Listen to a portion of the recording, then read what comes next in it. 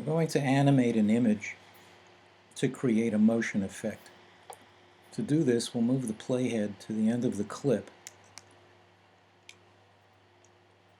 We'll draw down holding the Shift key to the top of the image. Then we'll open the motion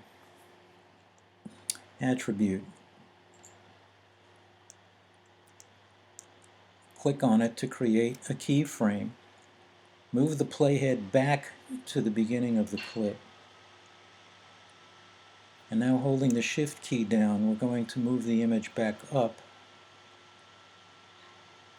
by dragging it up, holding the Shift key, till we come to the bottom of the image. That'll be our beginning point. The hands at the top of the image are going to be the end point.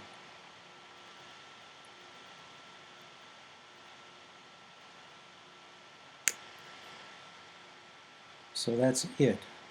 We can begin now to play the clip to show the motion that we added.